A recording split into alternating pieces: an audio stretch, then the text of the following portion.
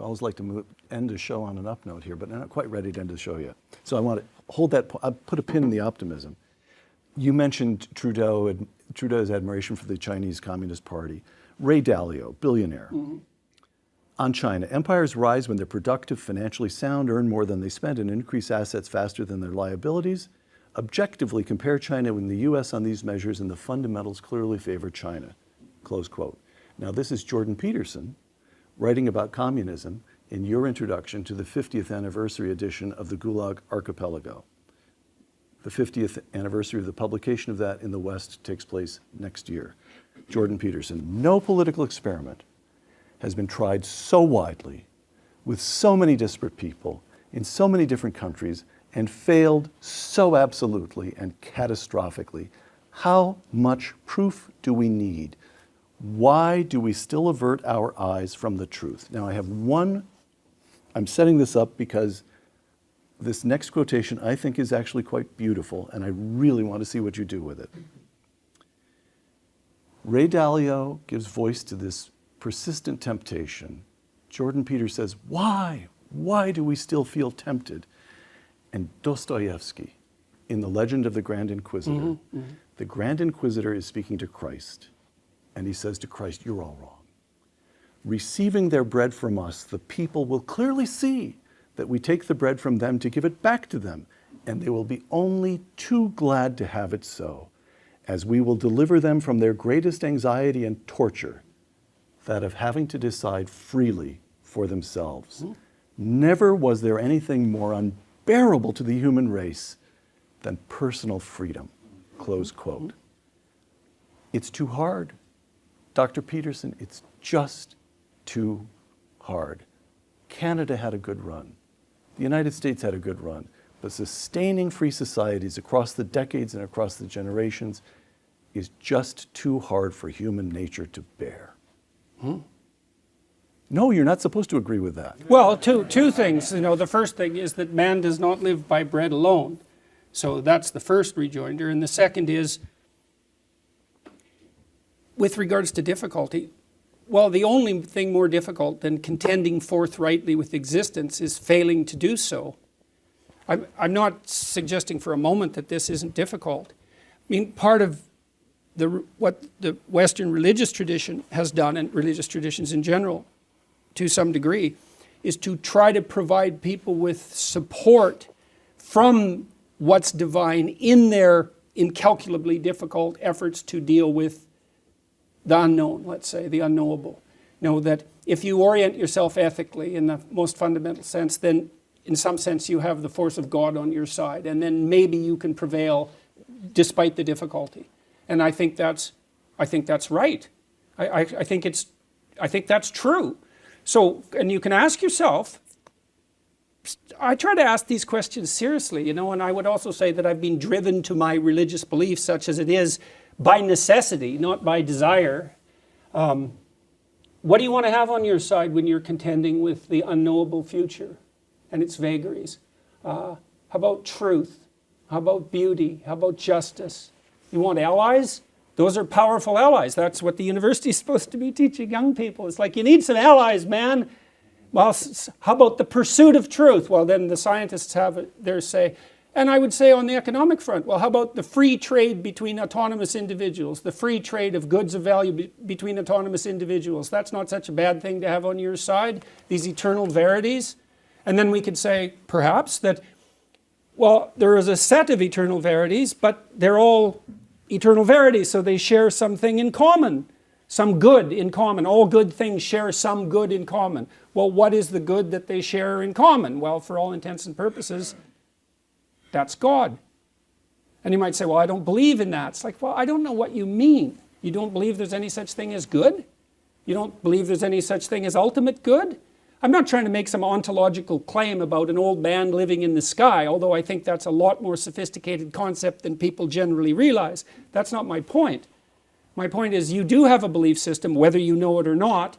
It's a system of ethics, whether you know it or not. There's either something at the bottom that unifies it, or it's not unified, which means you're aimless and hopeless and depressed and anxious and confused, because those are the only other options. And maybe you don't know what that unifying belief is, But that doesn't mean that it's not there. It just means you don't know what it is. And so I'm trying to puzzle out what it is. I can give you a couple of examples very, very briefly, because I won't. So I already mentioned the Genesis, the story in Genesis. It associates God with the force process that generates habitable order out of chaos and attributes that nature in some sense to human beings. In the next part of the story, in the story of Adam and Eve, God is what people walk with unself-consciously in the garden. So Adam doesn't, because he's now ashamed and he doesn't walk with God anymore. But so what is God? Well, that's what you walk with when you're unself-conscious. So that's an interesting idea. And then you have the God that manifests himself, let's say, in the story of Noah, and that's the intuition that hard times are coming and that you better get your house in order. And you think, well, does that lead you, that intuition? Well, certainly sometimes, if you have any sense, it's like, well, what's the nature of the intuition? Is that a spirit that animates you? Well, obviously, because there you are acting, and so you're acting out a pattern. It's a spirit that animates you. And then there's the story of the Tower of Babel. What's God there? Well, God is that which you replace at your peril, because everything will come tumbling down. That's the Tower of Babel. It's like, well, is that true or not? You think about that for a week, especially in that light. You think, oh, definitely, if we put the wrong thing at the top, like Stalin, for example, then look out. And we've done that a bunch of times in the 20th century. I think, Milton conceptualized Lucifer as something like the spirit of unbridled intellectual arrogance. It's something like Lucifer is the light bringer, and he is engaged in a conflict with God, attempting to replace the divine. And that's pretty explicit in the story. And I look at that and I think, oh, that's a poetic intuition of the battle between the secular intelligentsia and the religious structure. That's Milton's prodroma. And what he sees happening is the intellect has become so arrogant that it will attempt to replace the divine and rule over hell. I think, yeah, well, that's the Soviet Union, man. That's Maoist China. We know. We've got our theory. It's total. We've solved the problem and nothing's going to change. Fair enough. If you want to rule over hell, and you think, well, these societies are successful. It's a pretty odd definition of success as far as I'm concerned. You want to be successful like China? That's why it's true that man does not live by bread alone, A wealthy slave, that's no life, man. Last question. And again, I'm going to take a moment to set this up. And I'm going to fumble, I'm going to grope toward it. I'm going to stumble along toward this question. But I'm finding myself thinking back to the 1970s. Canada's part of this, but I know the American story better. And in the 1970s, everything goes wrong. Economic stagnation, loss of morale in this country because we lose in Vietnam, Watergate scandal. We're on the defensive as the Soviets advance in Africa, Latin America. And then in the 1980s, it all turns. And we go from 1979 and the national humiliation of the Iranian hostage crisis and the Soviet invasion of Afghanistan to 1989, 1 decade, just 10 years later, the Berlin Wall comes down. So the question here is the loss of freedom of speech, the corruption of the universities, the rise of China, which is in all kinds of ways a more formidable opponent than the Soviet Union was. In all kinds of ways, one could argue that we're in a worse position now than we were in the 70s. And so what I want to know is, are you speaking to those few who have eyes to see and ears to hear? Do you believe that we are capable? Do you hope to prompt another kind of restoration? Or is Jordan Peterson the fascinating, eloquent, compelling champion of a lost cause? Well, I mean, when I spent a lot of time at the various universities I was associated with studying motivation for atrocity, because I was very curious about that as a psychologist, not as a sociologist or an economist or a political scientist.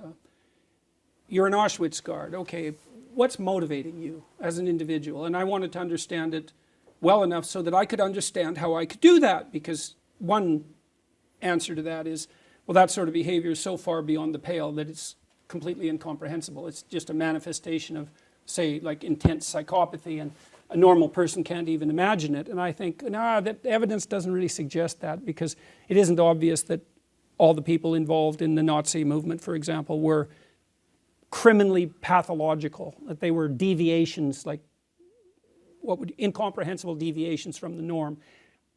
It'd be lovely to think that, and it would make the world a lot simpler, but I think the evidence mostly suggests that no, you can get ordinary people to do that sort of thing, and maybe even to enjoy it. And so that's pretty bloody terrifying.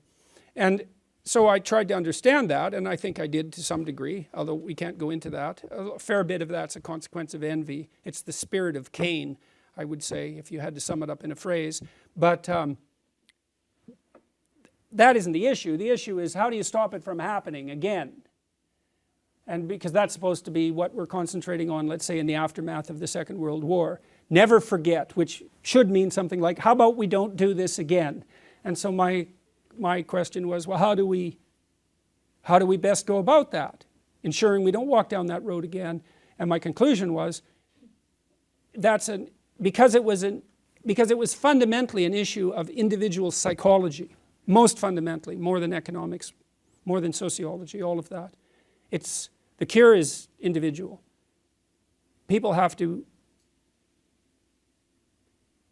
act as ethically as they are powerful, or else.